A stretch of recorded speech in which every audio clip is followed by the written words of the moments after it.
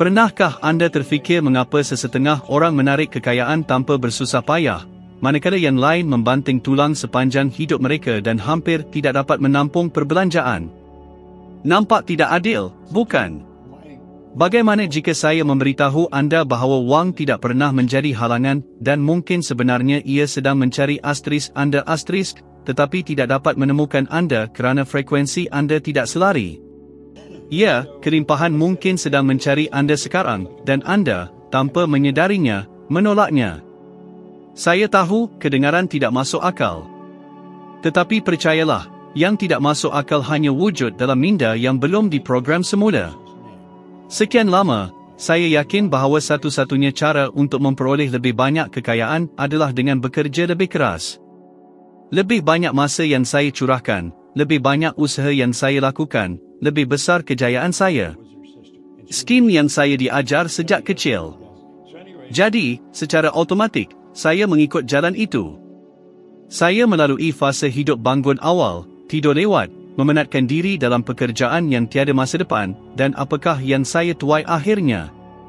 Gaji yang hampir tidak cukup untuk menampung tanggungjawab saya. Saya melihat sekeliling dan melihat individu yang nampaknya kurang berusaha tetapi menikmati kehidupan yang lebih baik. Itu membuatkan saya keliru, malah marah. Mengapa sesetengah orang menikmati nasib luar biasa, manakala saya melakukan segala-galanya dengan betul dan kekal tidak bergerak? Saya mengaitkan kegagalan itu kepada persekitaran, kepada pengurusan, kepada pasaran, kepada segala-galanya kecuali cara pemikiran saya sendiri. Namun, hakikatnya ialah usaha, secara berasingan, tidak pernah mencukupi. Saya membazirkan tenaga di tempat yang salah. Kerana usaha tanpa kesedaran ibarat mendayung perahu yang bocor. Anda keletihan, anda kecewa, dan anda kekal tidak bergerak. Apa yang sebenarnya menggerakkan perahu itu adalah haluan, dan haluan itu berasal dari minda. Saya tidak menyedari bahawa perspektif saya terhadap wang adalah sepenuhnya terherut. Saya percaya bahawa modal itu terhad, hanya boleh diakses oleh segelintir orang terpilih, dan untuk memiliki lebih banyak, saya perlu melepaskan sesuatu masa, kesihatan, kebahagiaan. Dan selagi saya memupuk kepercayaan itu, skim tepatnya yang akan menjadi kenyataan. Berapa ramai orang yang anda kenal terperangkap dalam kitaran ini? Orang yang jujur, rajin, gigih yang mengabdikan hidup mereka hanya untuk terus hidup. Mereka berusaha, tetapi tanpa menyedari bahawa usaha sedemikian selaras dengan kekurangan, bukan kelimpahan. Dan alam semesta bertindak balas. Ia tidak memberikan apa yang anda inginkan, ia menyampaikan apa yang anda zahirkan.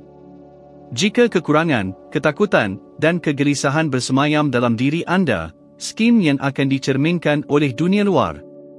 Saya terpaksa mencapai titik paling rendah untuk memahami bahawa kerja tidak menjana kekayaan, ia sekadar mendedahkan keyakinan yang mendasari inisiatif anda.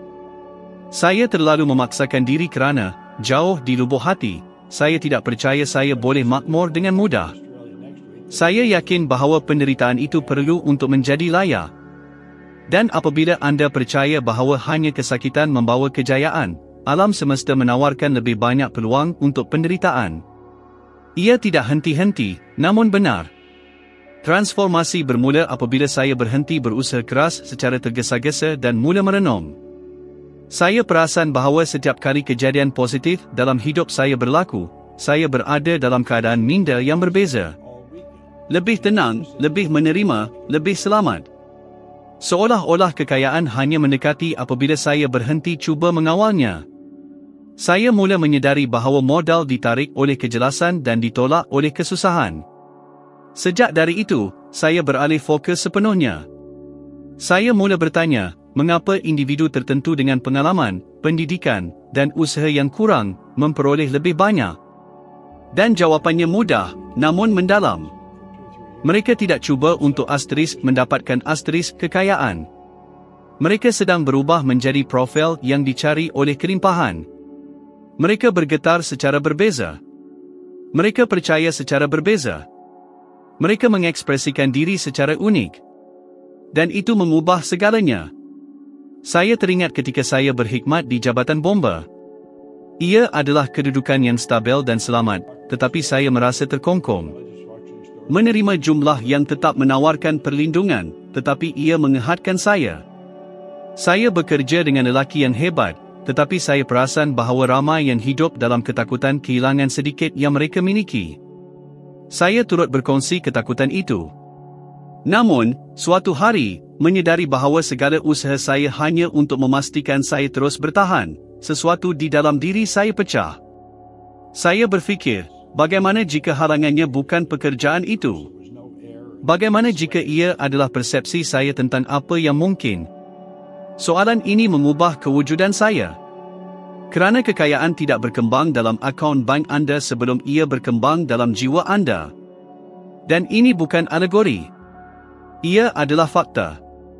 Anda tidak akan pernah menyimpan jumlah yang lebih besar daripada apa yang sistem kepercayaan anda anggap anda layak.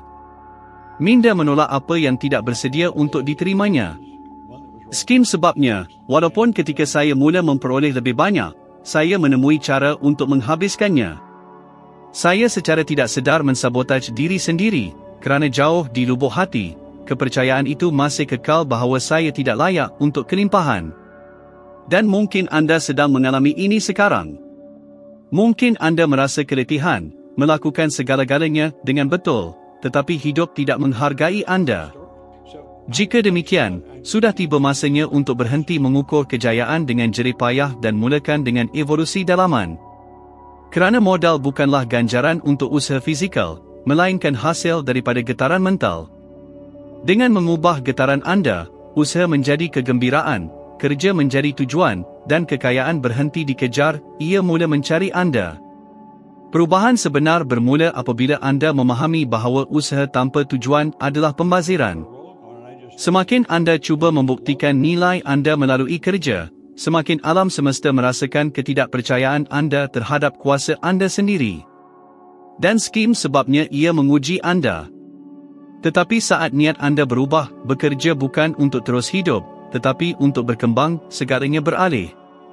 Idea-idea muncul, orang yang tepat muncul, peluang-peluang berlipat ganda. Bukan kerana dunia berubah, tetapi kerana anda bertransformasi. Kekayaan tidak pernah menjadi halangan. Ia sentiasa mencari anda. Tetapi selagi minda anda terikat dengan idea bahawa usaha adalah satu-satunya jalan, anda akan terus menolaknya. Hidup menghargai kejelasan, bukan keletihan. Dan dengan mengasimilasi ini, anda akan menyedari bahawa kerja transformatif bukan secara manual, tetapi mental. Inilah jenis aktiviti yang dihargai, dikenal pasti, dan diingini oleh modal, kerana ia bergetar pada frekuensi yang sama dengan kelimpahan. Memakan masa yang lama bagi saya untuk memahami bahawa minda manusia bertindak seperti perisian tidak kelihatan, mengawal setiap pilihan, perasaan, dan hasil kewujudan kita. Selama bertahun-tahun, saya beroperasi di bawah program dalaman yang menetapkan, anda tidak cukup berkemampuan. Anda tidak dilahirkan untuk ini. Kekayaan adalah untuk orang lain.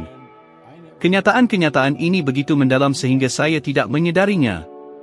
Dan yang paling menarik ialah ia bukan milik saya, ia ditanamkan oleh orang lain. Ibu bapa, guru, rakan sebaya, seluruh komuniti mengulang-ulang bahawa kejayaan itu sukar, bahawa modal itu berisiko, bahawa cita-cita berlebihan membawa kepada kekecewaan. Saya menerima segalanya tanpa mempersoalkan, dan skim kesilapan utama. Masalahnya ialah alam bawah sedar tidak mempersoalkan. Ia hanya mematuhi. Dan dengan menghabiskan hidup anda mendengar tentang ketidakmungkinan mencapai kekayaan, alam bawah sedar anda mendaftarkan ini sebagai arahan. Ia membentuk had dalaman yang menentukan jangkauan anda, dan anda hidup dalam penjara tidak berwujud. Anda mungkin bermimpi besar, tetapi anda sentiasa kembali ke titik permulaan. Ia seperti cuba berlari dengan brek tangan dihidupkan, anda berusaha keras, tetapi anda tidak bergerak ke hadapan. Kebanyakan orang wujud seperti ini. Mereka percaya mereka memerlukan lebih banyak pengetahuan, lebih banyak latihan, lebih banyak peluang. Dan tanpa hasil, mereka fikir ada sesuatu yang kurang. Namun, apa yang sebenarnya kurang adalah kemas kini kepada sistem operasi mental. Kerana tidak berguna untuk mempelajari kaedah baharu jika minda yang akan mengaplikasikannya masih beroperasi dengan kod lama. Minda sedar mungkin dapat melihat apa yang perlu dilakukan, tetapi yang sebenarnya memutuskan adalah alam bawah sedar, dan ia tidak berubah melalui data, tetapi melalui konsistensi dan emosi. Saya teringat satu ketika semasa program kepimpinan. Saya memerhatikan para mentor menerangkan setiap peringkat, dan para peserta mengangguk, saya faham. Tetapi apabila mereka cuba mengaplikasikannya, segalanya hancur. Mereka kembali kepada tingkah laku biasa mereka, dengan ketakutan, keraguan, mengulangi kesilapan yang sama. Di situlah saya sedar, masalahnya bukan pada bahan, tetapi pada penyesuaian diri. Mengetahui apa yang perlu dilakukan tidak sama dengan mempunyai keupayaan mental untuk melakukannya. Dan mungkin anda berada di titik ini sekarang. Anda sudah membaca buku-buku bagus, menghadiri persidangan, cuba mengubah hidup anda berulang kali, tetapi tetap terperangkap dalam pola yang sama. Dan bukan kerana kurangnya disiplin. Ia kerana alam bawah sedar anda masih disesuaikan untuk memastikan anda selamat dalam apa yang biasa, walaupun apa yang biasa itu menyakitkan. Fungsinya adalah untuk mengekalkan, bukan untuk mengubah. Ia memilih keselesaan kekurangan berbanding ketidakpastian kelimpahan. Mengubah rutin ini menuntut keberanian. Keberanian untuk mempersoalkan segala-galanya yang telah anda serap sehingga kini. Apabila saya mula mempersoalkan keyakinan saya sendiri, saya perasan bahawa kebanyakan daripadanya berasal daripada individu yang juga bergelut dari segi keuangan. Mereka adalah orang yang mendoakan kebaikan saya, namun tidak pernah belajar untuk mencapai kemewahan. Secara tidak sedar, saya mengasimilasi batasan emosi mereka. Saat saya memahami dinamik ini, perasaan lega menyelubungi saya. Saya menyedari kemungkinan untuk mengamalkan model pemikiran baharu, dan bahawa seluruh kewujudan saya sehingga ke titik itu hanyalah refleksi daripada idea-idea saya. Bayangkan yang berikut, minda anda menyerupai sebuah kebun. Jika anda menanam konsep ketakutan, ketidakpastian, dan penyesalan, skim tepatnya yang akan mekar.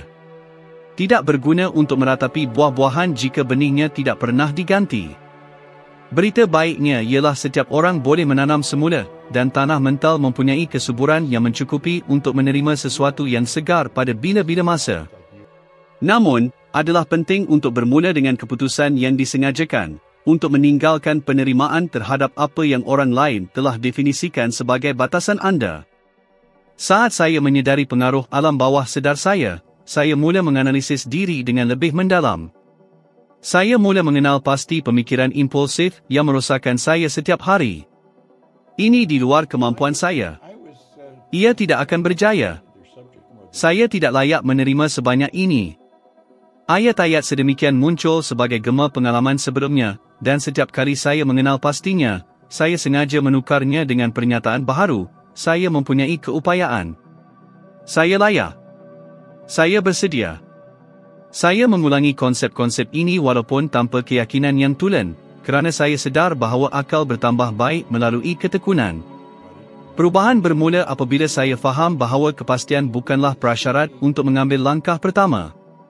Cukuplah untuk mengulangi tanggapan baharu sehingga ia menjadi lebih berakar umbi daripada yang sedia ada. Secara beransur-ansur, otak saya mengasimilasi pengekodan baharu itu. Saya mula bertindak secara berbeza, membuat pilihan yang berbeza, dan akibatnya, hasilnya mula berubah. Bukan kerana kesukaran luaran berkurangan, tetapi kerana saya mengamalkan pemikiran seseorang yang mempercayai kebolehan mereka sendiri. Minda bawah sedar mewakili tenaga yang halus, namun berkuasa. Ia beroperasi seperti GR yang sentiasa aktif. Jika dikonfigurasi untuk kekurangan, ia akan mencari kaedah untuk mengekalkan anda dalam keadaan itu, mensabotaj peluang yang menguntungkan dan menyamarkannya sebagai nasib malang. Walau bagaimanapun, apabila disesuaikan untuk kelimpahan, ia memulakan proses melindungi diri daripada apa yang menyekat anda dan secara lancar membimbing anda ke arah apa yang meluaskan anda. Perbezaan antara individu yang berjaya dan yang hanya hidup biasa tidak terletak pada bakat, latar belakang akademik, mahupun keadaan. Ia terletak pada struktur dalaman yang dipilih oleh setiap orang untuk diusahakan. Dan jika model operasi dalam diri anda, sehingga kini, hanya membawa perjuangan dan kekecewaan, mungkin sudah tiba masanya untuk melaksanakan versi baharu. Kerana penghalang sebenar tidak ditemui dalam persekitaran luaran, ia terletak pada keyakinan yang belum anda berani untuk ubah. Dan dalam perjalanan di mana anda memperbaharui platform ini, anda akan menyedari bahawa sumber kewangan, peluang, dan hubungan ideal sentiasa ada, hanya menunggu arahan yang tepat untuk menjelma. Terdapat satu titik perubahan apabila seluruh realiti saya mula beralih, dan yang menariknya, ia bukanlah tarikh yang boleh diingati. Saya masih bekerja dengan Jabatan Bomba Toronto, dengan urutan tugas rutin yang sama dan gaji yang tidak mencukupi untuk menampung hutang saya.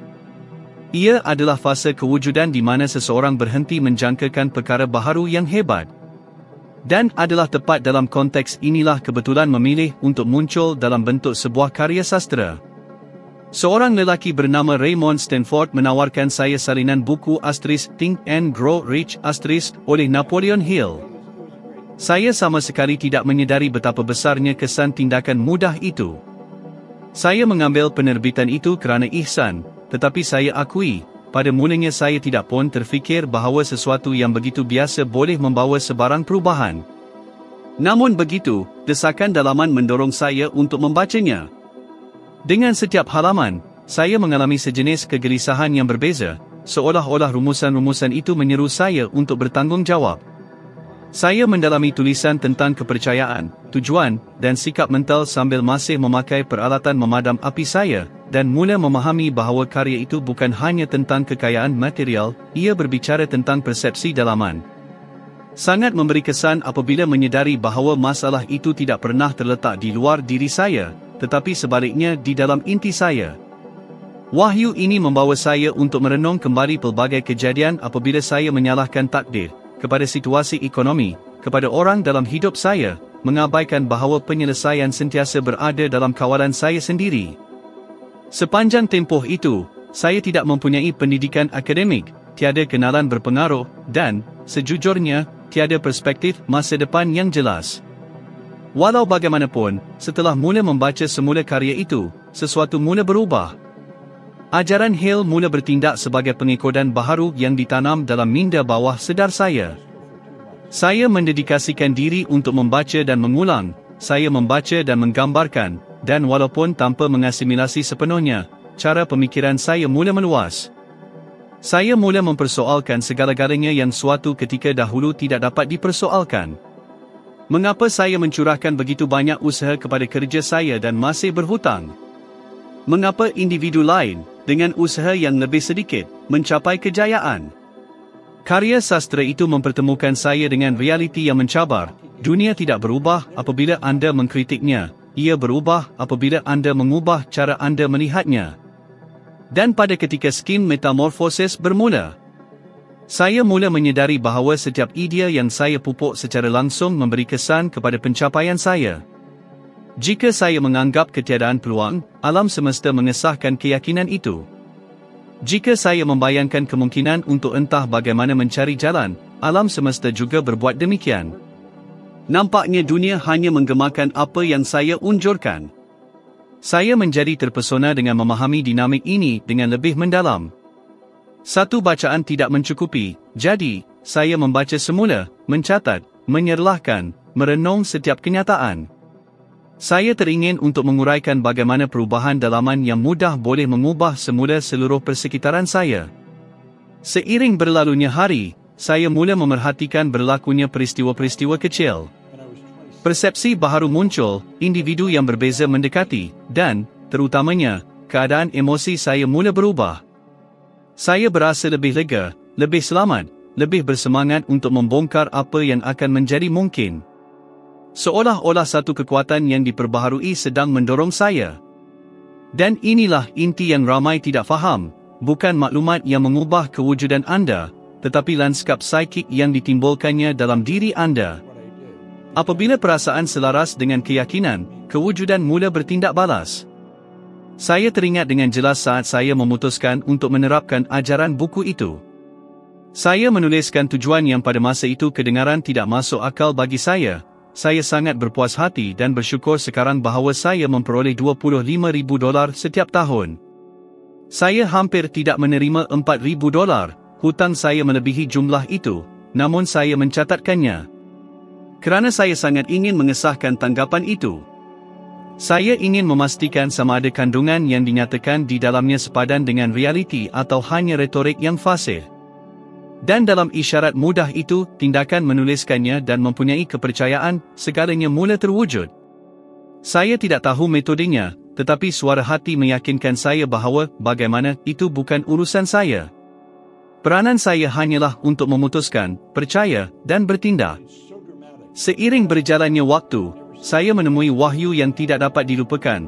Apabila akal anda mengubah aluannya, seluruh alam semesta mula menyusun semula dirinya mengelilingi lintasan baharu itu.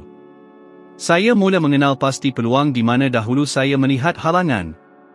Apa yang sebelum ini kelihatan mustahil mula kelihatan sebagai mungkin. Saya masih tidak tahu tindakan tepat saya, tetapi saya merasakan saya berada di jalan yang betul. Seolah-olah keuangan dan peluang baik sentiasa ada, tetapi sehingga saat itu, saya kekurangan perspektif yang sesuai untuk mengenalinya. Ia adalah fasa kegembiraan yang besar. Saya membalik halaman salinan itu dengan begitu kerap sehingga ada yang mula tercabut. Dan semakin saya menghayati kandungannya, semakin sesuatu menjelma dalam diri saya, suara intrinsik yang menyatakan, ia mungkin untuk anda. Ia sentiasa begitu. Ini terbukti menjadi salah satu pernyataan paling memberi kesan yang bergema dalam kognisi saya. Dan adalah luar biasa bagaimana kewujudan bertindak balas apabila anda mengubah getaran anda. Tidak lama selepas itu, saya memilih untuk meletak jawatan dari Jabatan Bomba dan menubuhkan syarikat pembersihan saya sendiri. Tanpa sumber kewangan, pengalaman sebelumnya, atau rancangan yang tersusun. Hanya dengan satu konsep dan tanggapan yang diperbaharui. Dan pada ketika inilah keajaiban itu menjelma. Dalam tempoh 12 bulan, syarikat sederhana itu menjana pendapatan melebihi $100,000.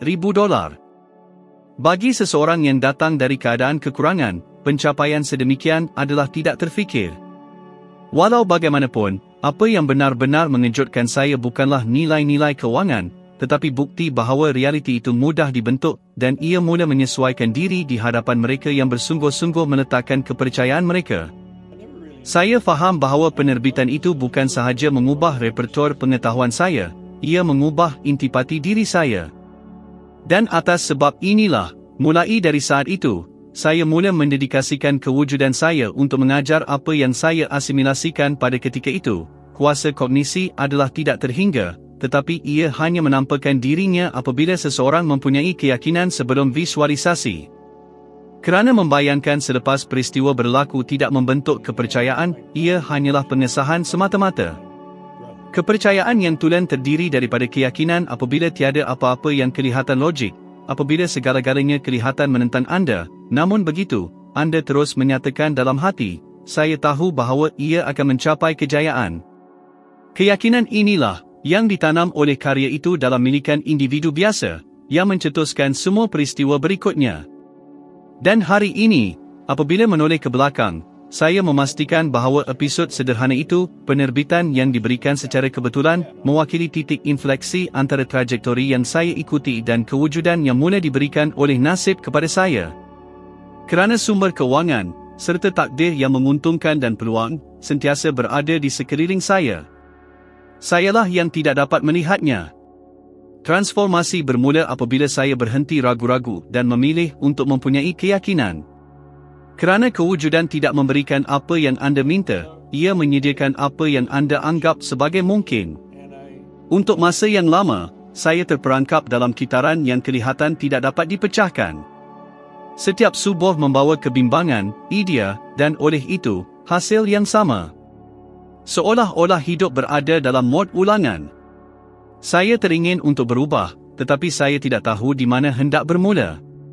Hanya dengan memerhatikan proses mental barulah saya faham, masalahnya bukan keadaan, tetapi corak yang diulang secara tidak sedar. Idea buruk, perasaan negatif, sikap impulsif, dan hasil yang mengecewakan, semuanya membentuk kitaran ganas yang berterusan. Ini adalah corak tersembunyi yang memerangkap ramai orang. Pertama, datang idea. Anda membayangkan sesuatu yang membangkitkan emosi. Emosi ini menentukan tindakan seterusnya. Dan tindakan anda, tanpa gagal, menghasilkan hasil yang mengesahkan pemikiran awal. Ia adalah perangkap minda, kerana setiap kali hasil yang sama muncul, ia mengukuhkan kepercayaan yang memulakannya. Oleh itu, kitaran itu mengekalkan dirinya. Ia seperti berada di dalam labirin, tanpa menyedari bahawa halangan itu hanyalah tanggapan semata-mata. Saya mula menyedari bagaimana model sedemikian menjelma dalam hidup saya. Percaya bahawa sumber kewangan tidak mencukupi, saya berasa takut. Ketakutan ini menyebabkan keputusan berhati-hati, saya berpuas hati dengan yang paling minimum, menolak peluang, dan mensabotaj diri sendiri. Hasilnya, kekurangan. Corak yang memupuk rasa tidak selamat itu berterusan, menyebabkan saya berada dalam keadaan hidup yang serba kekurangan. Ia amat memenatkan. Yang paling berbahaya ialah betapa rasionalnya kitaran ini kelihatan. Apabila hasil yang diinginkan tidak menjadi kenyataan, minda menghukum, nampak. Saya betul? Namun, ia mengabaikan bahawa kepercayaan skim yang menjana akibat tersebut. Kecerdasan manusia sangat berkuasa, tetapi ia gagal membezakan antara realiti dan kebiasaan. Jika anda berulang kali mengulangi idea negatif, tubuh anda bertindak balas seolah-olah ia adalah fakta. Dan apabila perasaan itu berulang, tubuh menjadi berjaga-jaga, mengalihkan tenaga yang sepatutnya untuk penciptaan ke arah melindungi diri daripada ketakutan. Saya faham bahawa untuk memecahkan corak ini, kitaran itu perlu dihentikan pada satu ketika. Dan satu-satunya titik yang benar-benar boleh diubah adalah idea awal. Anda tidak boleh mengubah hasil secara langsung, mahupun memaksa suatu perasaan, tetapi anda boleh mengubah jenis pemikiran yang menyuburkan sistem tersebut. Dengan mengubah idea, emosi beralih. Dengan mengubah suai emosi, tubuh bertindak balas dengan sikap baharu. Dan dengan mengubah sikap, hasilnya pasti akan berubah. Ini adalah amalan yang saya gunakan. Daripada bertindak balas secara automatik terhadap cabaran, saya mula memerhati apa yang saya rasa. Jika sesuatu membuat saya kecewa, saya akan bertanya, apa yang emosi ini cuba ajarkan kepada saya tentang kepercayaan saya? Saya sedar bahawa dunia luar sentiasa mencerminkan pemikiran dalaman saya. Jika keadaan keuangan saya terbantut, ia adalah kerana, jauh di dalam diri saya, kepercayaan itu berterusan bahawa kekayaan adalah sesuatu yang sukar, jauh, atau tidak layak. Dan jangan silap, mengubah rutin ini bukanlah pencapaian yang terasing. Ia adalah satu perkembangan. Ia seperti melatih semula otak anda untuk minda yang baharu. Penyelidikan saintifik mendedahkan bahawa otak membentuk laluan saraf untuk setiap corak mental yang diulang. Apabila anda memikirkan sesuatu buat kali pertama, jejak yang samar-samar tercipta. Tetapi dengan mengulang idea itu berkali-kali, jejak itu menjadi lebuh raya utama. Masalahnya ialah, bagi kebanyakan orang, lebuh raya utama ini dibentuk oleh ketakutan, ketidakpastian, dan kekurangan. Jadi, apabila peluang yang belum pernah berlaku timbul, minda kembali ke laluan yang biasa, iaitu sekatan. Skim sebabnya saya faham keperluan untuk menukar pemikiran saya secara sedar. Setiap kali minda saya menyatakan, ini rumit, saya membalas dalam hati, ini boleh dilaksanakan. Satu kali sahaja tidak mencukupi. Saya mengulanginya sehingga idea baharu itu terasa biasa. Kebiasaan adalah kuncinya. Minda menentang yang tidak biasa sehingga ia menjadi kebiasaan. Dan apa yang menjadi kebiasaan, menjadi selesa. Oleh itu, saya mula membentuk semula kepercayaan saya tanpa menentangnya. Saya teringat satu tempoh di mana semuanya seolah-olah gagal. Sebuah syarikat yang saya mulakan tidak maju, hutang bertambah, dan pemikiran lama timbul semula, mungkin saya tidak mampu. Kali ini, bagaimanapun, saya sedar. Saya tahu idea itu bukan fakta, tetapi pantulan lama yang mencari kawalan. Jadi, daripada mengalah, saya duduk, menutup mata, dan membayangkan diri saya makmur, selamat, dan bersyukur. Saya melakukan ini berulang kali. Dan apa yang dahulunya imajinasi bertukar menjadi sensasi sebenar. Saya merasakan tubuh saya bertindak balas, jantung saya berdegup berbeza, ketakutan berkurangan. Dengan peredaran masa, transformasi muncul semula. Idea-idea timbul, orang muncul, dan penyelesaian yang dahulunya mustahil menjadi jelas. Semua ini disebabkan perubahan dalam keadaan dalaman saya. Dan penting untuk difahami, hasil hanyalah cerminan keadaan mental anda. Tiada gunanya memanipulasi cermin tanpa mengubah imej yang diproyeksikan ke atasnya. Peralihan besar berlaku apabila anda menyedari bahawa anda tidak seharusnya menunggu hasil berubah untuk berasa berbeza. Ia adalah sebaliknya. Anda mengubah hasil dengan berasa berbeza sebelum sebarang perubahan luaran. Alam semesta tidak bertindak balas kepada keinginan anda, tetapi kepada frekuensi emosi anda. Dengan memancarkan kekurangan, anda menarik ketiadaan. Dengan memancarkan keyakinan dan penghargaan, anda menarik kelimpahan. Corak tersembunyi hanya terungkai apabila anda mengubah apa yang menyuburkannya. Seolah-olah, selama bertahun-tahun, anda telah menyiram tanaman yang menahan anda, dan tiba-tiba memutuskan untuk menanam sesuatu yang baharu. Perubahan itu tidak serta-merta, tetapi ia berlaku. Dan apabila ia bermula, apa yang dahulunya pengulangan bertukar menjadi kemajuan. Apa yang dahulunya ketakutan bertukar menjadi momentum. Dan kemudian anda benar-benar faham bahawa luaran hanyalah cerminan dalaman anda. Ubah pantulan, dan pemandangan berubah bersama anda. Pengulangan adalah rahsia yang merevolusikan hidup saya. Selama bertahun-tahun, saya fikir membaca buku sekali sahaja, atau mendengar ceramah yang memberi inspirasi, sudah cukup. Tetapi sebenarnya, tiada apa yang berubah sehingga minda menerima idea baharu sebagai sebahagian daripada dirinya. Dan itu hanya berlaku melalui kegigihan. Minda manusia ibarat tanah yang subur, ia tidak subur dengan satu biji benih terpencil, tetapi dengan penanaman berterusan, setiap hari, sehingga kepercayaan baharu itu berakar umbi. Saya teringat permulaan kajian pembangunan pribadi saya. Saya mendengar E.R.L. Nietzsche tinggali pada rakaman lamanya, kaset yang saya bawa ke mana-mana. Saya mendengar mereka berpuluh-puluh kali, mungkin 100 kali. Pada mulanya, saya fikir saya hanya mendengar. Tetapi, dengan masa, saya sedar saya sedang diprogramkan semula. Setiap pengulangan membuat perkataan menembusi lebih dalam ke dalam alam bawah sedar saya. Dan tanpa disedari, cara berfikir saya beralih. Saya bukan sahaja belajar sesuatu yang baharu, saya menjadi orang yang berbeza. Ramai yang memandang rendah kuasa pengulangan, percaya bahawa perubahan adalah peristiwa yang terpencil. Walau bagaimanapun, perubahan sebenar adalah satu proses, dan ia menuntut kesabaran. Otak tidak mengubah dirinya melalui satu idea yang cemerlang, tetapi melalui pendedahan berterusan kepada konsep yang teguh. Setiap kali anda mengulangi kepercayaan, anda mengukuhkan laluan saraf di dalam otak. Dan semakin anda melaluinya, semakin semula jadi ia menjadi. Oleh itu, yang tidak mungkin bertukar menjadi kebiasaan. Saya sedar bahawa hidup saya adalah satu siri pengulangan yang tidak sedar. Saya mengulangi idea-idea pesimis tanpa menyedari, ia tidak akan berjaya, ia terlalu rumit, saya tidak akan mencapainya. Frasa yang kelihatan tidak berbahaya ini adalah arahan mental yang menahan saya. Setelah memahami ini, saya memutuskan untuk mengubah haluan. Jika saya boleh memprogramkan diri untuk kegagalan tanpa saya sedari, saya juga boleh secara sedar memprogramkan diri saya untuk kejayaan. Oleh itu, saya menetapkan ritual saya sendiri.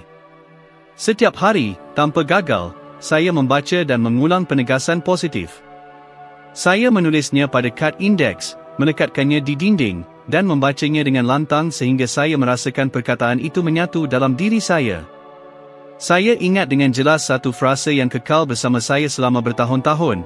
Saya sangat gembira dan bersyukur kerana memperoleh $1 juta setiap tahun.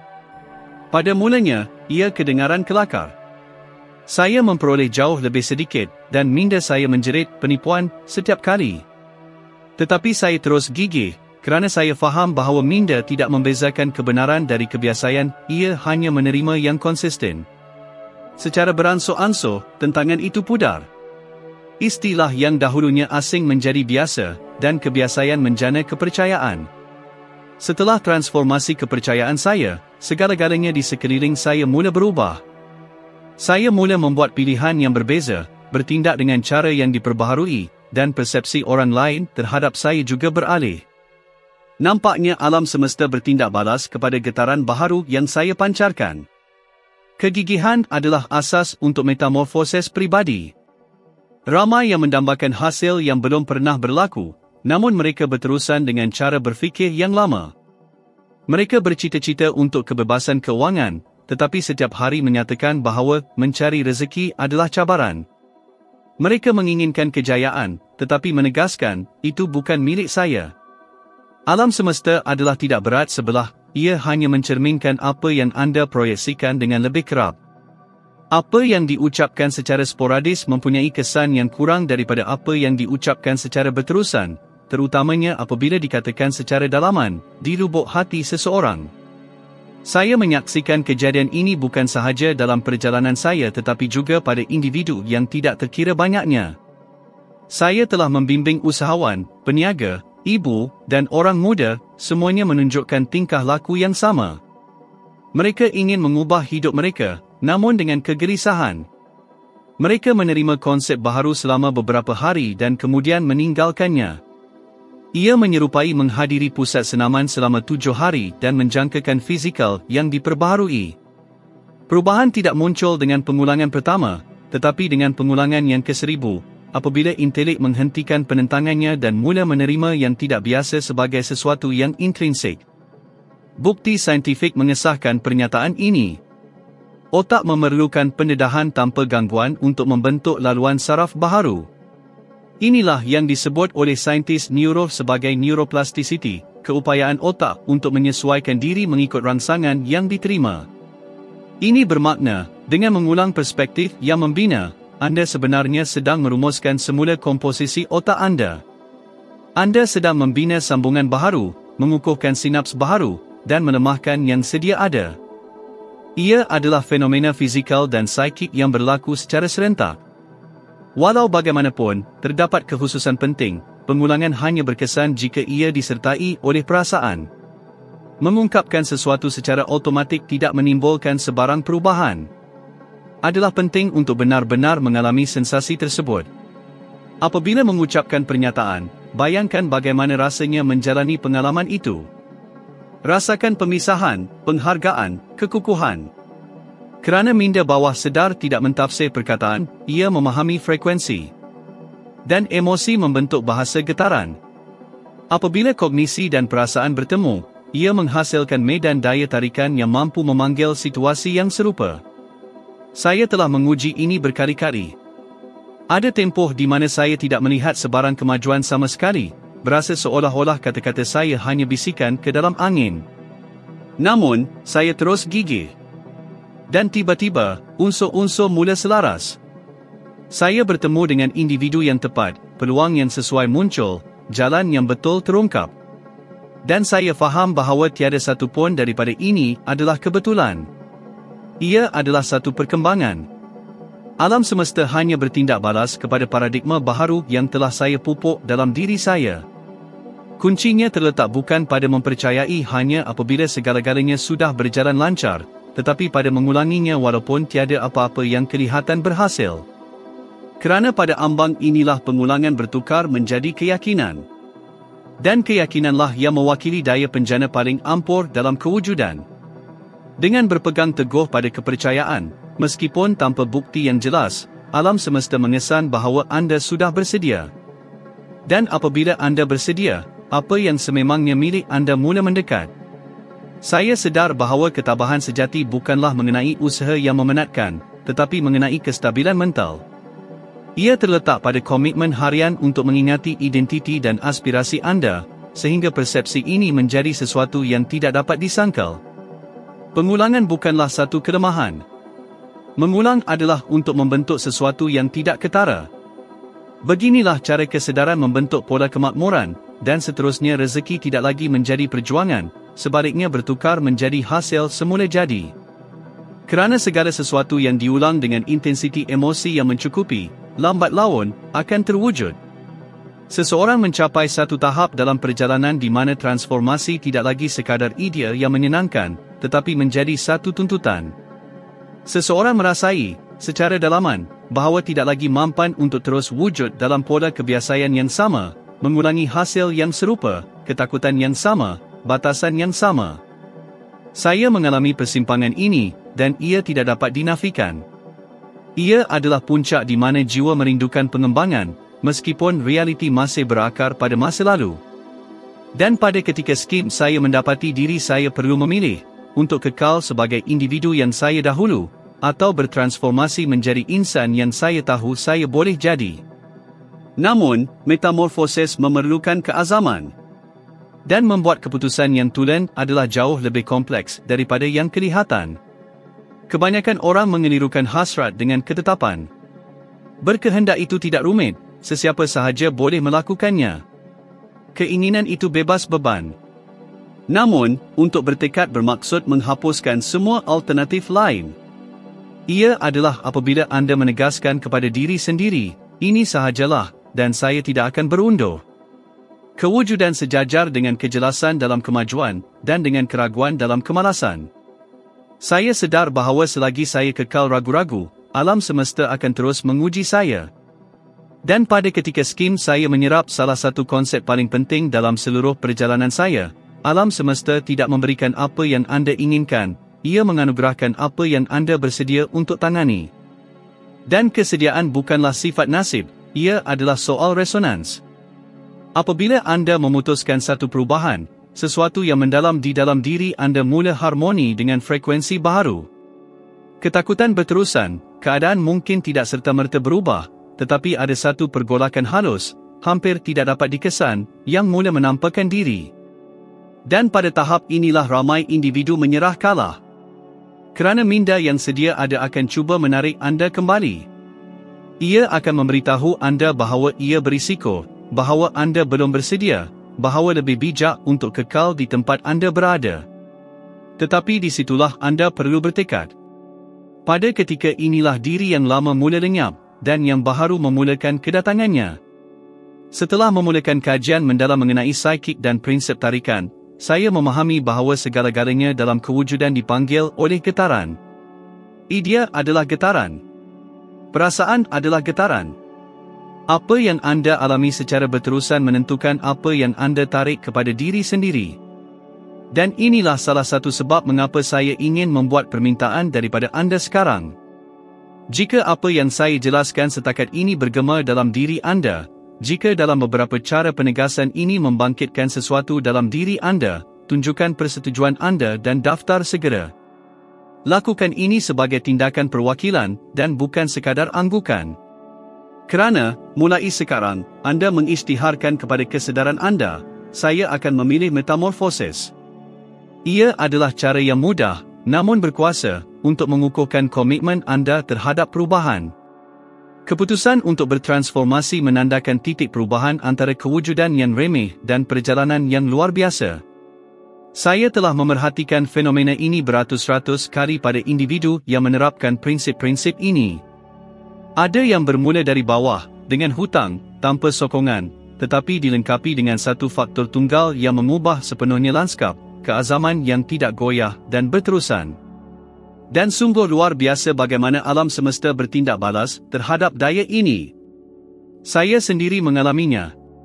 Apabila saya memilih untuk meninggalkan pekerjaan saya dalam perkhidmatan penyelamat, ramai yang melabel saya gila. Saya tiada jaring keselamatan, kekurangan sumber, malah tiada rancangan yang jelas. Namun, saya membawa satu kepastian. Dan kepastian skim yang mendorong saya ke hadapan. Ketakutan adalah sesuatu yang intrinsik, ia sentiasa menjelma apabila memilih kemajuan. Namun, ketakutan hanyalah bayangan dari yang belum diterokai. Apa yang tidak diketahui tidak berbahaya, ia cuma baharu. Dan selagi anda mengelak dari yang baharu, anda akan terus menghasilkan yang lama. Saya terpaksa menghadapi ini dalam diri saya. Saya mengingati banyak malam ketika saya berjaga. Mempersoalkan sama ada saya telah membuat pilihan yang betul. Dan setiap kali ketidakpastian muncul, saya tanpa henti memberitahu diri sendiri, keputusan saya telah dibuat, dan ia tidak boleh diubah. Ia seolah-olah saya mengulangi persetujuan saya dengan masa depan. Pengulangan keazaman inilah yang memulakan perubahan frekuensi saya. Saya memahami bahawa alam semesta tidak bertindak balas kepada perkataan yang terasing, tetapi sebaliknya kepada kuasa komitmen. Apabila anda benar-benar memutuskan, ketakutan tidak lenyap, ia tunduk. Dan setelah tunduk, jalan mula terbentang. Anda mula melihat petunjuk, pertemuan yang tidak dijangka, korelasi yang tidak mungkin. Kewujudan itu sendiri sedang menyusun semula untuk menyokong anda, kerana kini anda selaras dengan apa yang anda dakwa inginkan. Keputusan adalah percikan yang menyalakan kapasiti kreatif dalam diri anda. Namun, ia mesti dilengkapi dengan amalan. Ia bukan hanya mengenai memupuk pemikiran optimis atau berhasrat dengan kuat. Ia adalah bertindak berdasarkan apa yang anda percayai, walaupun belum ada bukti yang mengesahkan kejayaan. Pada ketika inilah keyakinan menampakkan diri. Untuk benar-benar hidup bukanlah untuk menunggu, ia adalah untuk bertindak seolah-olah peristiwa itu telah pun terwujud. Dan semakin anda bertindak dengan keyakinan, semakin alam semesta mengesan tenaga anda sebagai arahan. Saya menyimpulkan bahawa setiap perubahan besar dalam kewujudan saya bermula dengan pilihan yang mudah, namun dilaksanakan dengan ketegasan mutlak. Saat saya memilih untuk percaya pada kemampuan saya, peluang mula muncul. Apabila saya memutuskan untuk mengelilingi diri saya dengan individu yang membina, suasana dalam persekitaran saya berubah. Apabila saya memilih untuk menyatakan rasa syukur, meskipun tanpa sebab yang jelas, getaran saya meningkat, dan sumber kewangan mula sampai kepada saya. Tiada apa yang berlaku secara kebetulan. Segala-galanya berasal dari satu keazaman. Dan atas sebab ini, saya menegaskan, selagi anda berterusan dalam jangkaan bahawa keadaan akan menjadi ideal, perubahan tidak akan pernah terwujud. Keadaan menjadi sempurna selepas keazaman, tidak pernah sebelumnya. Kerana keputusan mewakili pencetus yang mengaktifkan kuasa alam semesta yang tidak dapat dikesan. Ia berfungsi sebagai petunjuk bahawa anda bersedia untuk menerima. Dan alam semesta bertindak balas dengan pantas kepada mereka yang komited kepada apa yang mereka nyatakan sebagai keinginan. Pilihan untuk mengubah hala cara berfikir anda tidak perlu menjadi besar, ia perlu menjadi tulen. Mulakan pada skala kecil, tetapi mulakan saat ini juga. Tegaskan kepada diri sendiri bahawa, mulai hari ini, idea anda, tindakan anda, dan tenaga anda akan bergema dengan jelas. Kerana realiti luaran hanyalah cerminan diri anda yang terdalam. Dan pilihan yang anda buat hari ini, yang diulang esok dan dikekalkan lusa, membentuk perjalanan hidup anda. Buat keputusan anda berpandukan intipati diri anda, dan bukan oleh ketakutan. Pilih keyakinan, dan bukan ketidakpastian. Kerana saat anda benar-benar memilih untuk berkembang, seluruh alam semesta menyelaraskan diri untuk menyokong transformasi itu. Pernahkah anda perhatikan bagaimana sejumlah besar individu menyerah kalah walaupun sebelum kemajuan bermula secara berkesan? Mereka berpendapat bahawa mereka berusaha, bahawa mereka menyuarakan pengisytiharan, bahawa mereka membayangkan senario, tetapi ia tidak berhasil. Dan tepat pada ketika skim letaknya kelemahan. Metamorfosis tidak terwujud dalam tempoh 7 hari. Sama seperti benih tidak bercambah pada saat ia ditanam, fakulti mental juga memerlukan masa untuk memupuk konsepsi inovatif. Segala yang anda inginkan sedang terbentuk dalam sfera yang tidak dapat dilihat, jauh sebelum ia terwujud dalam dimensi konkret. Namun, kebanyakan orang kekurangan ketekunan untuk membiarkan evolusi lengkap. Mereka merindukan hasil tuaian tanpa menanam terlebih dahulu. Mereka menginginkan hasilnya sebelum idea itu berakar di bahagian terdalam minda. Saya mengingati peristiwa pertama apabila saya menyedari kekuatan pengulangan yang disengajakan. Saya selalu membawa peranti rakaman kaset kecil, salah satu model lama, dan terus-menerus mendengar ajaran ERL Nietzsche tingali. Tidak semuanya masuk akal serta-merta, tetapi saya membenarkannya menembusi kesedaran saya setiap hari, sehingga sebahagian dari diri saya mula mempunyai kepercayaan sejati. Ia seolah-olah saya sedang melakar semula kartografi pemikiran saya. Secara beransur-ansur, keputusan saya mula berubah.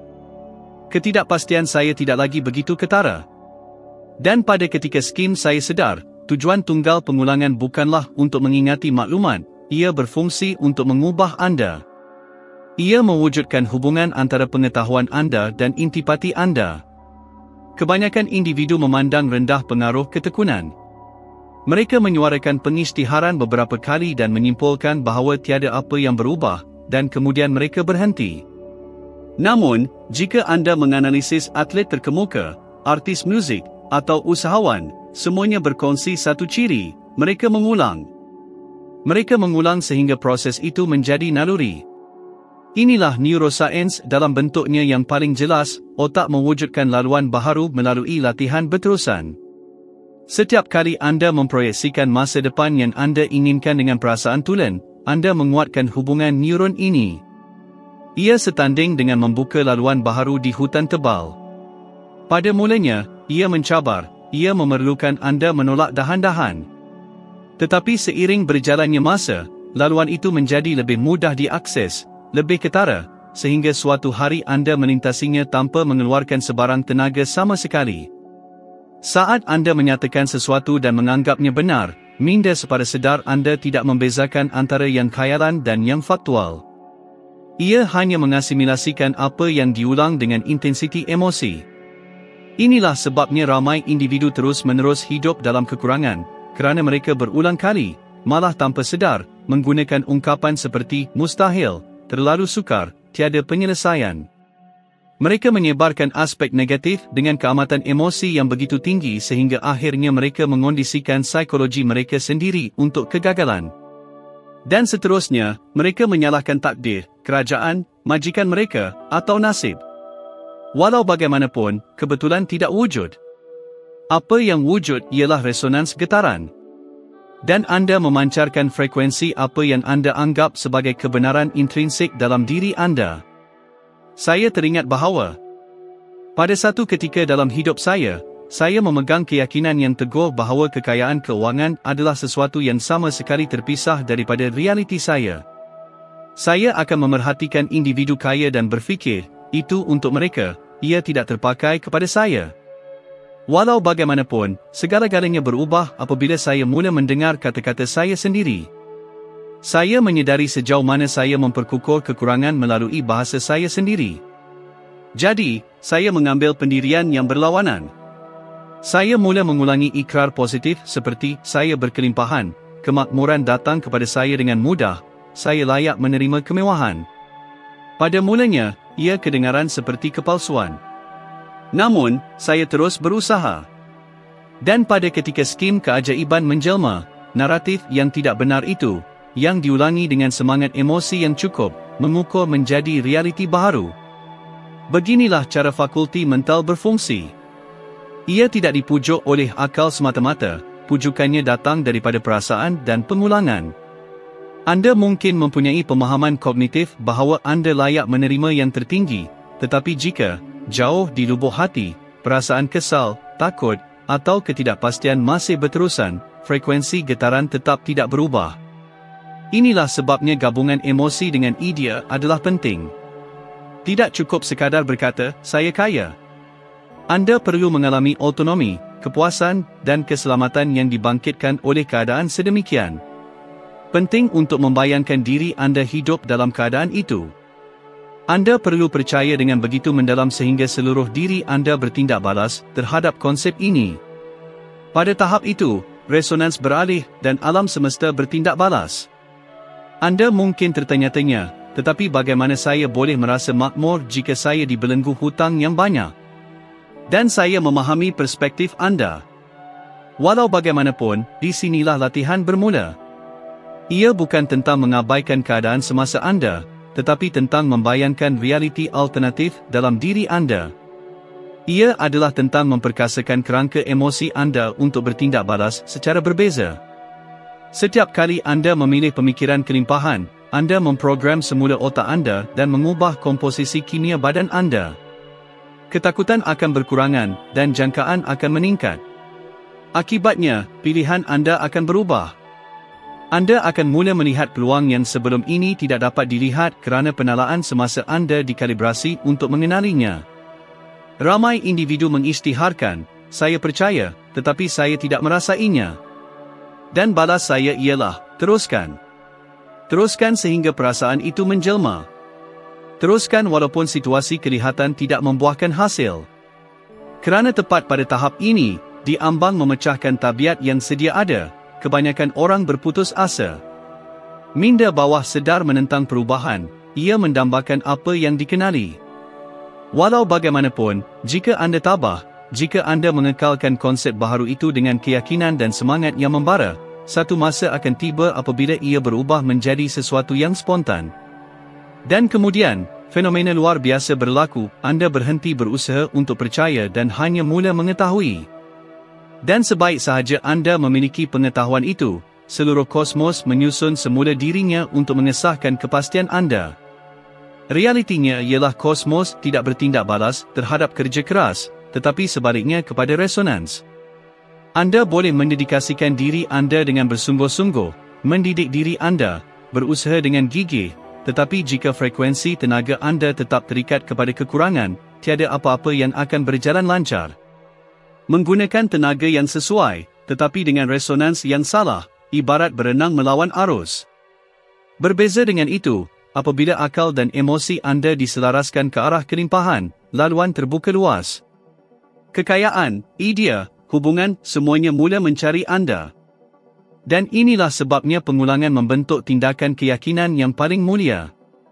Ia adalah kesaksian yang nyata tentang kepercayaan anda terhadap apa yang belum kelihatan.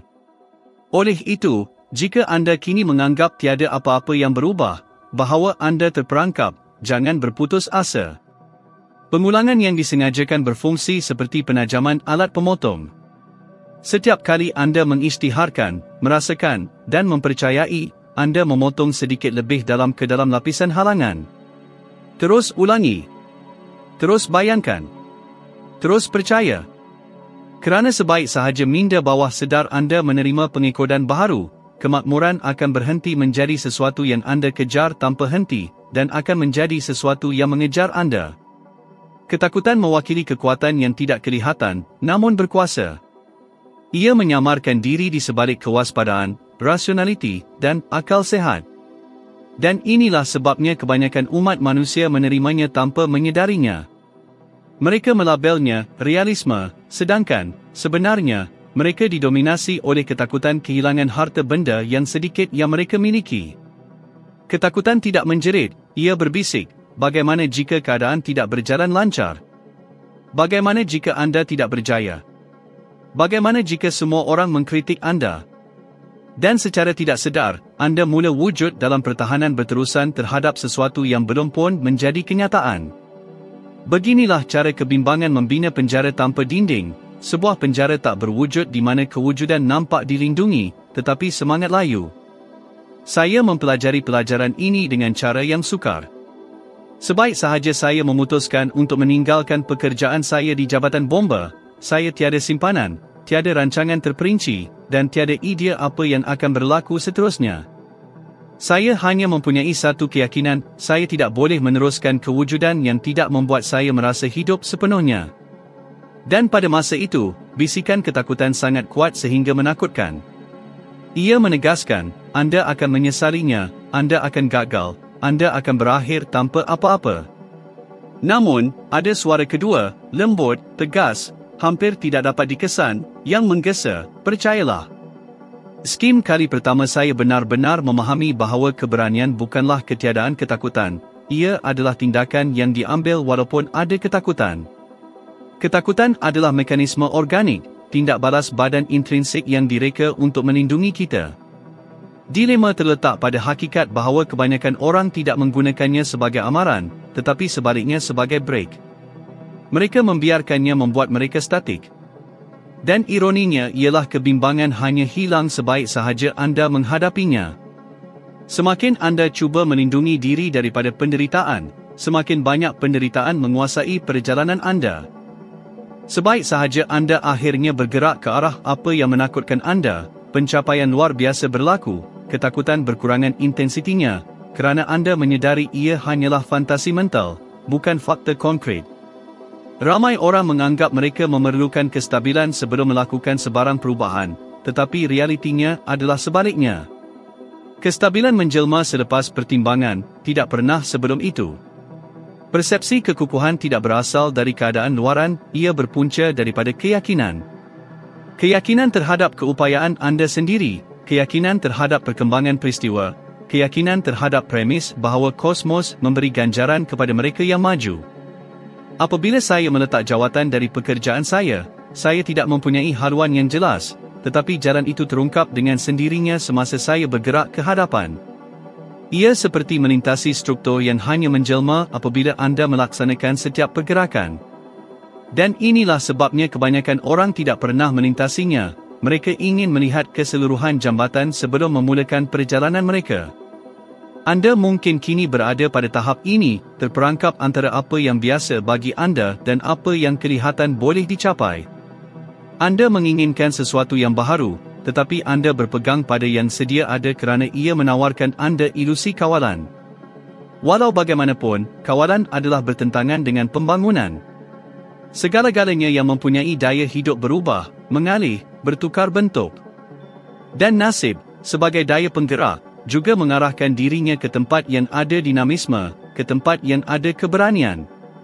Apabila anda memilih untuk membebaskan diri daripada inersia, kosmos mula menyebelahi anda, dan bukan sebelum itu. Inilah sebabnya saya selalu menegaskan, untuk inovasi masuk, cipta kekosongan. Mencipta ruang memerlukan anda untuk menyingkirkan apa yang tidak lagi berfungsi. Pada suatu ketika, saya pernah mengajar tentang perkara ini di sebuah persidangan. Saya mengarahkan para individu, jika anda memiliki sesuatu yang anda tidak suka, lepaskannya. Alam semesta membenci kekosongan, ia sentiasa mengisi ruang itu.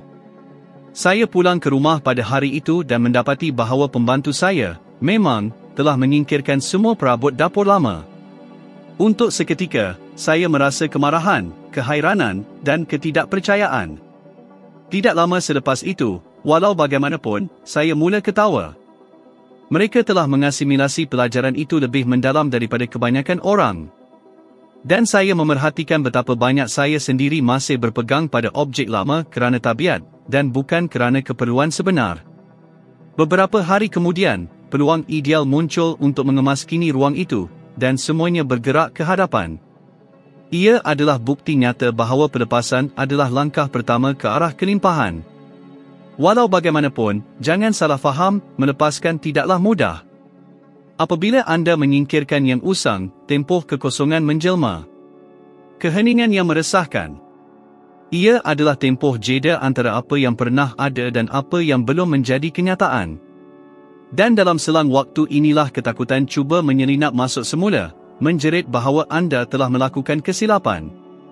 Tetapi pada saat inilah kepercayaan perlu bergema dengan kekuatan yang lebih besar. Ia seperti sayap burung yang berkepak tidak pasti sama ada ia akan terbang, namun ia tetap melompat dari dahan. Keberanian terletak pada lompatan itu. Dan inisiatif itu membuka jalan. Ada perincian penting yang jarang disebut, ketakutan tidak hilang sepenuhnya. Ia berubah bentuk. Semakin anda maju, semakin konfigurasinya berubah. Pada mulanya, ia menghalang anda daripada memulakan, kemudian, ia cuba membuat anda berhenti. Dan anda perlu belajar untuk mengenalinya bukan sebagai lawan, tetapi sebagai tanda pembangunan. Setiap kali anda merasa takut, fahami, anda akan meninggalkan getaran lama dan melangkah ke yang baharu. Ketakutan adalah bukti bahawa anda sedang menghampiri sesuatu yang lebih besar. Oleh itu, daripada melarikan diri, bersyukurlah kerana merasakannya, ia membimbing anda. Para saintis telah pun mendapati bahawa rasa takut yang berpanjangan meningkatkan paras kortisol, iaitu hormon stres, dan mengurangkan daya kreativiti serta kejelasan mental. Atas sebab inilah, apabila kita terbelenggu oleh ketakutan, kita kekal buta terhadap peluang. Tetapi apabila anda menenangkan fikiran, apabila anda menarik nafas dalam-dalam dan menyatakan, saya percaya, badan anda mengubah frekuensinya. Idea mula mengalih, hubungan terbentuk, dan wang mula beredar semula. Kerana rasa takut mengekang dan kepercayaan meluaskan. Untuk makmur adalah, pada dasarnya, suatu keadaan peluasan. Renungkan ini, berapa banyak peluang yang telah datang kepada anda, dan anda melepaskannya begitu sahaja kerana anda takut untuk berani melangkah. Berapa kali anda telah mengatakan tidak kepada sesuatu yang boleh mengubah hidup anda? Berapa banyak keinginan yang anda tahan kerana keraguan? Dan kini bayangkan sebentar jika anda telah mengatakan ya. Hakikatnya, alam semesta sentiasa menawarkan langkah seterusnya, tetapi ia tidak akan memaksa anda untuk bergerak ke hadapan. Pergerakan adalah pilihan anda. Dan keputusan inilah yang dikenali oleh kekayaan. Wang tertarik kepada keberanian, ia akan datang kepada mereka yang bertindak. Oleh itu, jika ada sesuatu yang ingin anda ubah, tetapi ketakutan telah melumpuhkan anda, ingatlah, ketakutan hanyalah bayangan kepercayaan yang tiada. Semakin anda percaya, semakin kurang ia mengawal. Ambil langkah itu. Walaupun anda menggigil, walaupun anda tidak pasti apa yang akan datang. Hidup memberi ganjaran kepada mereka yang mempunyai keberanian untuk melangkahi ambang ketakutan, kerana di seberang sana terletaknya segala yang sentiasa anda impikan. Dan apabila anda mencapai ini, anda akan menyedari sesuatu yang luar biasa. Ketakutan tidak pernah menjadi musuh anda, ia hanyalah jemputan terselindung kepada kebebasan sejati anda.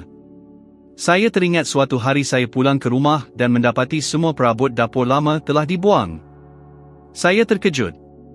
Dan kemudian saya faham, pembantu saya hanya mengaplikasikan apa yang saya ajar, cipta ruang untuk yang baharu. Itu mengajar saya lebih daripada mana-mana teori. Jika anda mengidamkan kelimpahan, berhentilah berpegang pada apa yang tidak lagi memberi manfaat kepada anda, sama ada pekerjaan, hubungan, atau tabiat meninggalkan yang lama, kerana hanya dengan itu yang baharu boleh masuk. Dan perkara yang paling menarik ialah kebanyakan orang berhasrat untuk mengubah kehidupan mereka, namun enggan memberi ruang untuk perubahan tersebut. Mereka mendakwa mahu makmur, tetapi menyimpan almari yang penuh dengan barang yang tidak digunakan, rutin yang tidak memberi inspirasi kepada mereka, hubungan yang menguras tenaga, dan pemikiran yang menyebabkan mereka terperangkap dalam kitaran yang sama.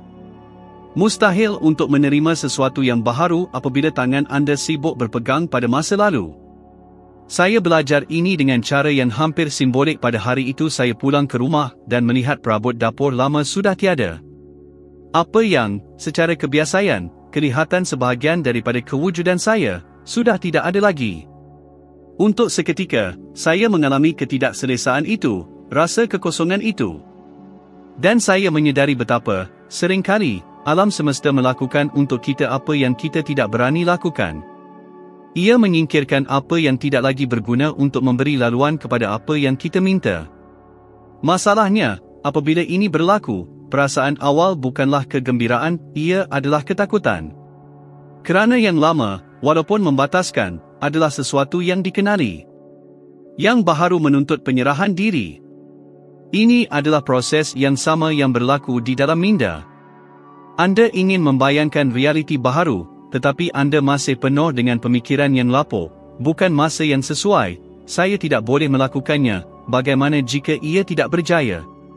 Setiap ungkapan ini ibarat sekeping perabot lama yang memenuhi ruang di dalam diri anda.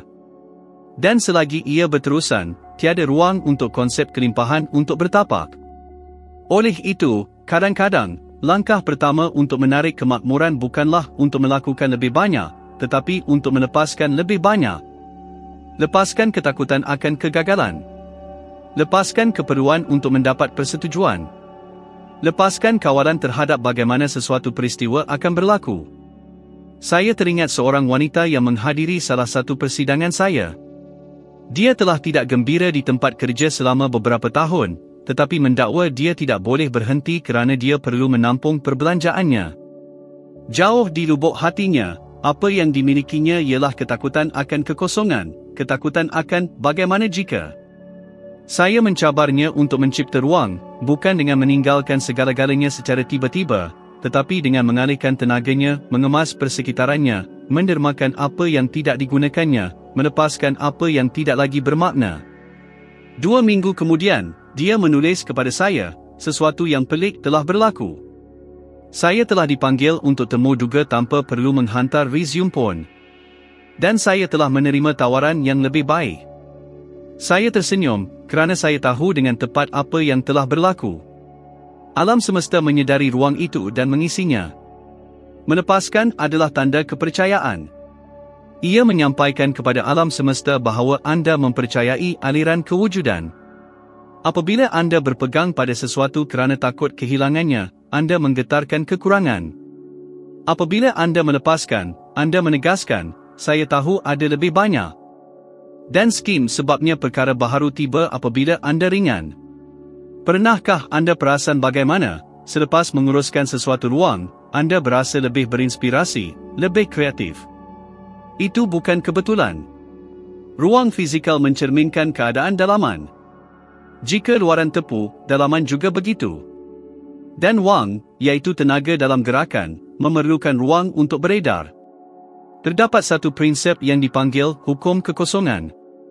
Ia menyatakan bahawa alam tidak menyukai kekosongan. Di mana ada ruang, sesuatu yang baharu sentiasa muncul. Tetapi ada satu syarat, ruang perlu dicipta dengan niat. Tiada gunanya menyingkirkan sesuatu sambil merungut. Anda perlu melepaskan dengan rasa syukur, menyedari bahawa ia telah memenuhi tujuannya. Ucapkan terima kasih dan lepaskanlah. Skim perbezaan antara kehilangan dan pembebasan. Kehilangan berfokus pada apa yang telah tiada. Pembebasan berfokus pada apa yang akan datang. Sering kali, orang bertanya kepada saya, tetapi Bob, bagaimana saya tahu apa yang perlu saya lepaskan? Dan saya sentiasa menjawab, perhatikan apa yang menguras tenaga anda. Segala yang menghabiskan tenaga anda, yang memerangkap anda dalam pengulangan, yang menghalang anda daripada berkembang, skim yang perlu disingkirkan. Ia boleh jadi pekerjaan, hubungan, kepercayaan, atau bahkan ingatan. Tiada apa yang berkembang subur di tanah yang tepu. Anda perlu menyingkirkan apa yang lapuk agar kehidupan dapat berkembang semula. Dan ada sesuatu yang memikat tentang aspek ini, sebaik sahaja anda melepaskan, alam semesta bertindak balas serta-merta. Kadang-kadang, bukan seperti yang anda jangkakan, tetapi sentiasa seperti yang anda perlukan. Ia boleh jadi peluang baharu, idea, seseorang, sinkronisiti yang tidak mungkin. Saya telah melihat ini berlaku berkali-kali sehingga saya tidak lagi meraguinya. Kelimpahan ibarat udara, ia berada di mana-mana, menunggu anda mencipta ruang untuk menyerapnya. Jadi, jika hari ini anda berasa terhalang, bertakung, perhatikan di sekeliling dan di dalam diri anda. Apa yang masih anda pegang sedangkan ia seharusnya sudah tiada? Apa yang menduduki tempat milik masa depan anda? Kehidupan adalah aliran. Wang adalah aliran. Tenaga adalah aliran. Dan segala yang berhenti mengalir, akan mati. Melepaskan adalah tindakan pertama penciptaan sedar. Apabila anda melepaskan apa yang tidak lagi memberi manfaat, alam semesta memahami bahawa anda sudah bersedia. Dan apabila anda menunjukkan bahawa anda sudah bersedia, ia menghantar kepada anda tepat apa yang telah anda minta sejak sekian lama. Jangan takut kekosongan. Ia bukan ketiadaan, ia adalah persiapan. Ia adalah tanah subur tempat yang baharu bercambah. Percayalah, kekosongan yang anda rasai hari ini mungkin hanyalah ruang yang dibuka oleh kewujudan untuk diisi dengan sesuatu yang luar biasa. Dan apabila itu berlaku, anda akan memahami bahawa tiada apa yang hilang, semuanya digantikan dengan sesuatu yang lebih baik. Dan jika mesej ini bergema dengan anda, kongsilah kandungan ini dengan seseorang yang mungkin sedang menghadapi ketakutan yang sama, seseorang yang hanya memerlukan percikan keberanian untuk mengambil langkah pertama. Mungkin mesej hari ini mewakili apa yang akan mengubah sepenuhnya takdir kehidupan seseorang. Bersyukur kerana anda meluangkan masa ini untuk pertumbuhan diri anda, kerana membuka diri dan mendengar dengan penuh perhatian. Terus bersama saya di jalan peningkatan diri ini, kerana masih banyak yang perlu didedahkan, diasimilasikan, dan dipraktikan. Saya menanti anda dalam kandungan video seterusnya, di mana kita akan membuat kemajuan lebih jauh menuju kehidupan makmur yang anda datang untuk nikmati.